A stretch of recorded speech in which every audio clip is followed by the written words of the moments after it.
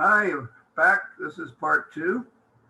We're going to look at more at the vocabulary words and what happens with one or two examples, what happens in the Greek New Testament with these verbs. But first, let's look at the vocabulary words. And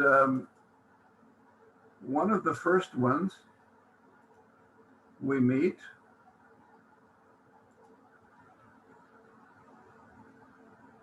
just getting my spotlight back and moving this out of the way, okay, is the verb zao. Zao is irregular. You know that every Greek word, every Greek form, every language has exceptions to every rule. And of course, zao is an exception, but it's one that we need to learn. Actually, in the textbook, he explains that it is technically not an alpha omega verb, but he puts it in this chapter and we will treat it as one. Zao means I live, except again, this is the dictionary form and not the form we find in the New Testament. This verb is irregular, and on page 83 in the textbook, note 4, you will find information that Dr. McIver gives about this verb. We won't turn there right now. We'll just look at the endings. Notice that zao in the New Testament combined with the ending o. We're going to combine them with o, es, a, amen, eta, usi. Those endings we know. Zao becomes zo, I am living. And the contraction rule is that alpha plus omega is omega with a circumflex accent. So zao changes to simply zo in the first person singular. I am living, or I live, simple present. Either one is correct. Then the next form, instead of being zas with an alpha and an iota subscript, as we just showed you with the other verbs, za was irregular. Instead of zo, it comes zes. All right, and this means you are living, you singular. Again, here's an exception. It should be as with the iota subscript, but it's not. And this form, ze, is the form for he, she, it is living. And again, we would expect this. Alpha plus a, o, es, a is, according to the rules we've learned, alpha with iota subscript, but not with zao. You notice that it became ze with iota subscript. Now you have to be careful because there is a Greek word we have met, zoe,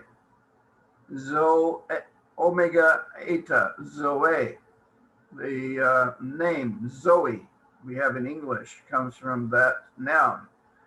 And you can easily mix it up if you forget that this is not a noun. This is not Zoe, this is zao, the verb, and this ending means he, she, it is living, or he, she, it lives, simple present. But again, it's ze and not za, which we would expect with this contraction. Zomen, we are living, is the same as we would expect. We are living or we live. Either one is correct. We are living or we live. Progressive present, continuous present, we can also call this, or simple present, we live.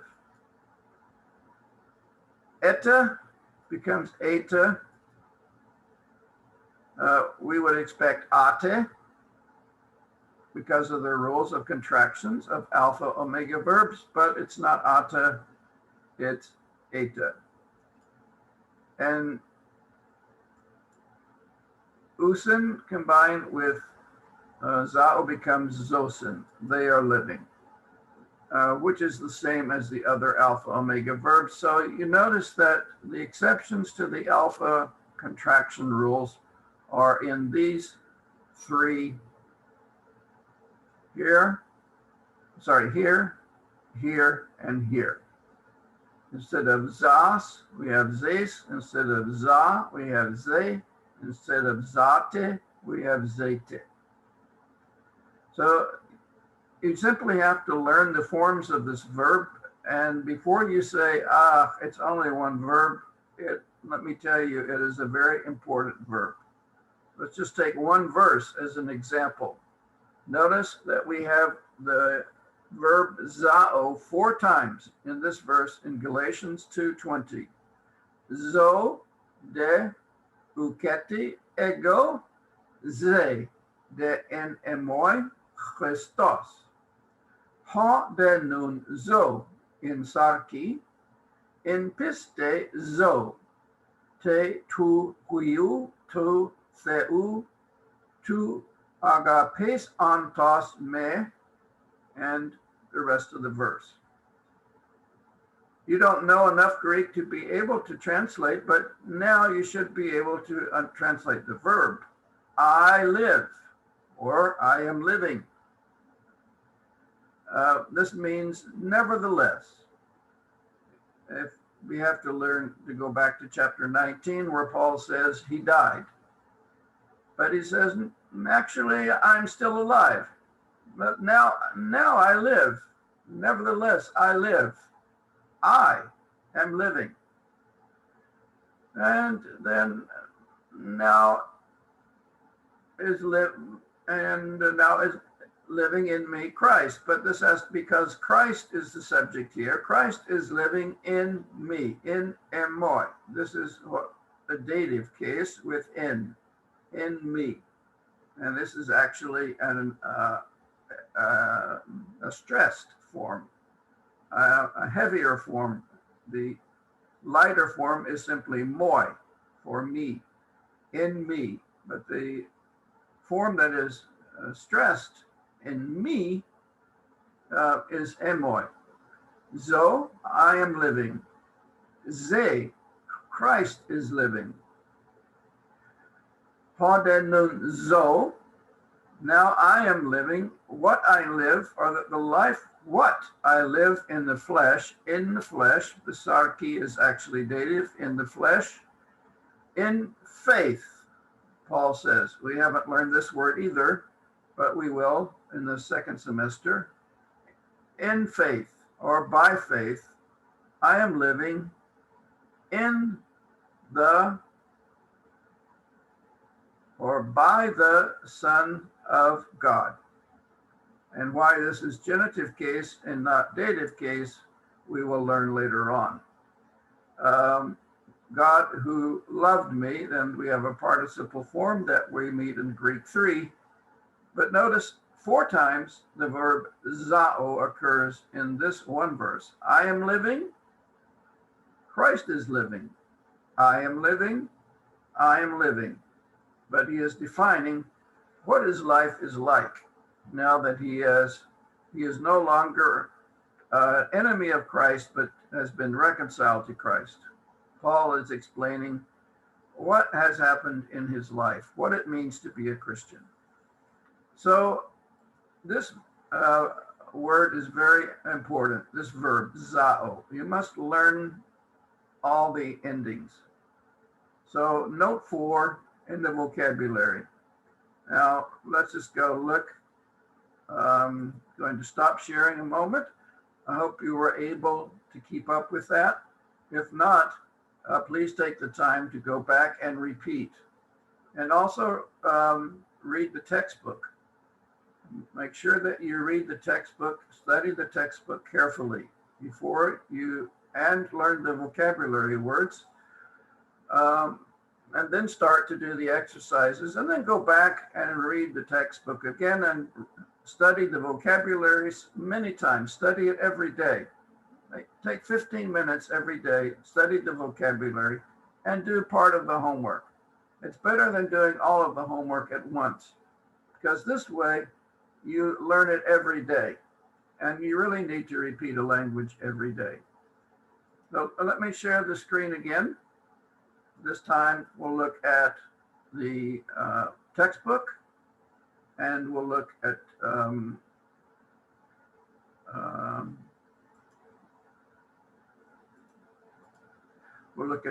vocabulary 8. You notice that we are going to learn all of the verbs that occur more than 50 times in the New Testament. That is what we do in this course in Greek 1. Actually, in all these semesters, we learn all of the words that are used more than 50 times, and the words that are used less than 50 times, we will find in a book that I will provide you in the 3rd and 4th semesters, so we can begin reading using that lexicon and what you know. We can read any portion of the New Testament. The words that we have to learn now are agapao, used 141 times in the New Testament. I love. Genao, I beget, bear, produce. Erotao and erotao. Both mean I ask. If you think there might be a difference, it will depend on the author and the context, but usually there is no difference. We just talked about zao, I live, and horao. Don't forget the rough breathing. Horao, I see. There's also some other words that are very important. We need to learn. Notice this one, Allah, is used 635 times in the New Testament. By the way, it has nothing to do with the Arabic Allah. It doesn't come from that root. It doesn't mean anything about God. It is a word, it's a conjunction. It means but, or rather, yet. It is a contrast word, a conjunction. Then we have the word apoluo. Notice that it contains our verb luo, but we added the preposition apo, and when it becomes a new word. It's not just that it necessarily means loose and from. We will translate I release, I dismiss, I send away. So we understand how from and loose could mean these things, but it's important for us to realize that just because we add a preposition doesn't mean we can take the preposition and the verb and just say from loose or loose from.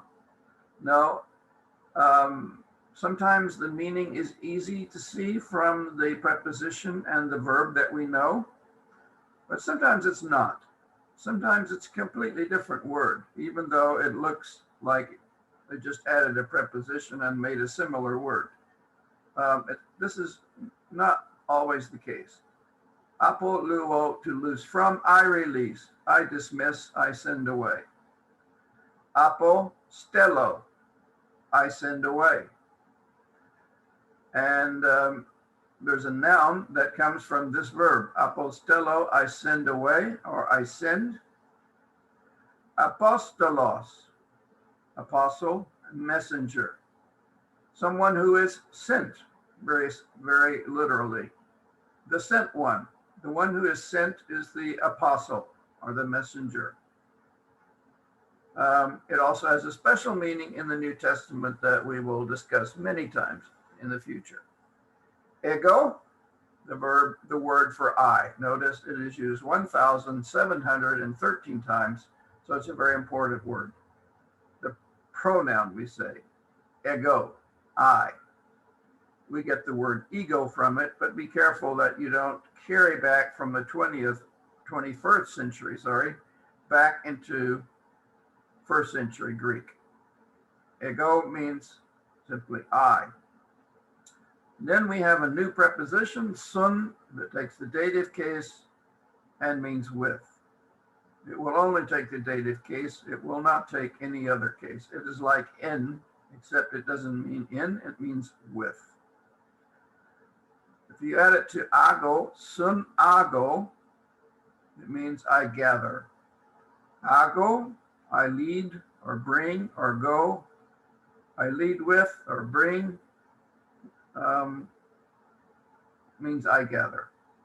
And we have also a noun that comes from this verb, sunago, I gather, sunagoge, synagogue or place of assembly, where the Jewish people began to meet after their temple was destroyed in 586 BC.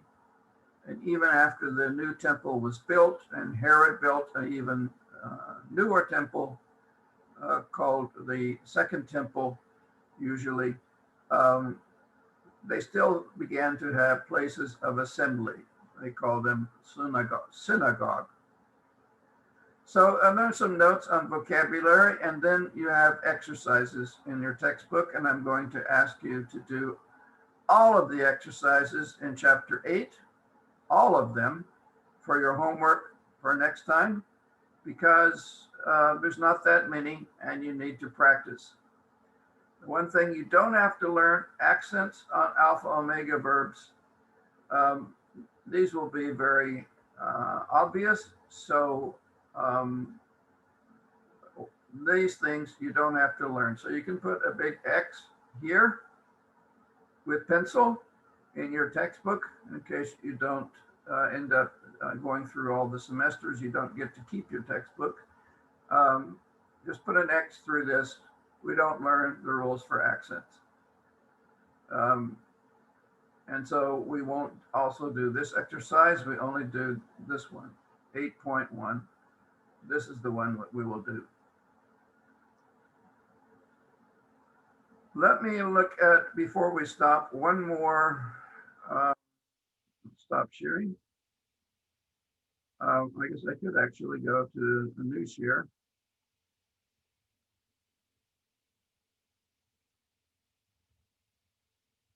Let's look at these vocabulary words once again. Allah, but yet, nevertheless.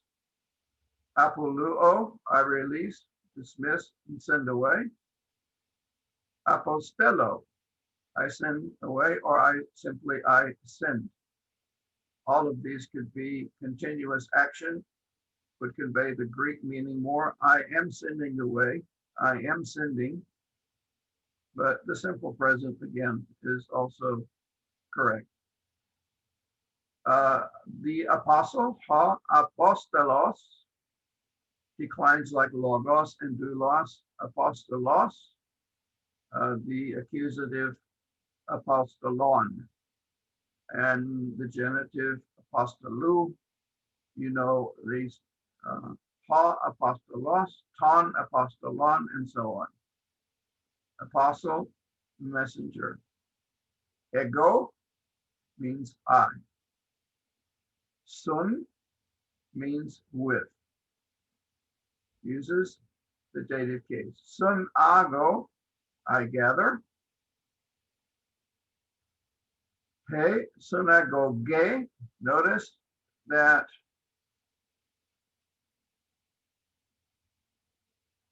we have a feminine eta word ending.